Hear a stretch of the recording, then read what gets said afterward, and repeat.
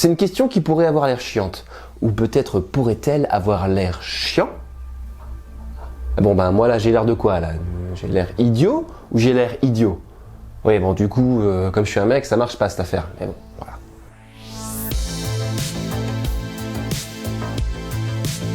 En fait les deux sont possibles. Mais attendez avant de me balancer des ananas en furie. Les deux cas sont possibles dans un seul cas. Si le sujet est une personne, alors on peut choisir selon la situation. Imaginez que vous êtes en train de discuter avec votre amie et qu'elle est en train de vous parler d'une fille et que subitement cette fille en question, vous la voyez débarouler au coin de la rue. Et elle a entendu que vous parliez d'elle dans son dos. Et là, elle vous regarde avec des yeux, parce qu'elle peut pas le faire avec autre chose, mais avec des yeux d'humaine en colère. Elle fait peur. Son air est menaçant, son air est méchant. Et dans ce cas-là, on peut dire qu'elle a l'air méchant. Puisqu'on peut voir physiquement qu'elle a envie de vous péter la gueule. C'est son allure qui le détermine. Sa physionomie, pas sa vitesse, parce que ça détermine juste le volume de votre cri quand vous recevrez le coup quand elle arrive. Deuxième situation. Cette fois-ci, votre ami vous parle de nouveau de la fille, et d'un coup, c'est vous qui vous retournez vers le coin de la rue. Parce que vous avez peur qu'elle débaroule au coin de la rue et qu'elle vous matraque à coups de pomme de pain. Mais elle arrive pas.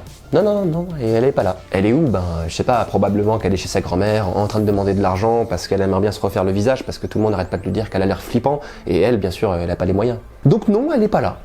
Mais vous avez quand même eu peur. Parce que votre amie vous a raconté toutes ces crassotteries méchantes qu'elle a faites. Oui, crassotteries. Ce sont des cachotteries crasseuses. C'est moi qui l'ai inventé. Et vous vous êtes dit, bigre, cette fille a l'air méchante. Oui, car dans ce cas-là, ce n'est pas son physique qui est déterminant, mais bien sa personnalité. Elle semble être méchante. Mais c'est normal, parce que votre amie qui a raconté ça, et puis moi, quand vous m'entendez parler, forcément, elle a l'air méchante. Et si ce sont des groupes de personnes, oui, on pourrait éventuellement accorder ou non, selon la situation. Une bande de femmes avec qui vous discutez peut avoir l'air charmant. Mais ça m'a tout l'air d'être votre cerveau qui vous joue des tours.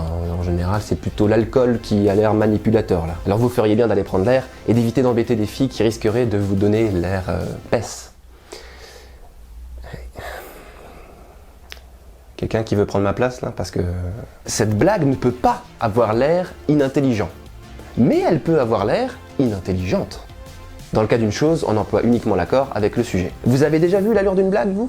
Vous avez déjà vu physiquement une blague? Et quand bien même on ferait un piège pour faire tomber un seau d'eau sur quelqu'un et ce qui est complètement visible, le piégé peut avoir l'air énervé et le piégeur peut avoir l'air plein de bonheur. La physionomie de la blague en elle-même n'existe pas. Et pour un objet, pareil, seul le deuxième sens est valide. À moins d'avoir personnifié un ballon et de l'avoir appelé Wilson.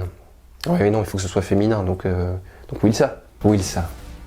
Wilsa a l'air cool. Ah là, avec un mot invariable, on est sûr de pas avoir de problème. Quoi, un mot en anglais? D'être riche parce que je fais du français d'habitude, ça va, c'est juste une vidéo qui manque pas d'air. Ouais. Non, faut que j'arrête. Quelqu'un? Wilson?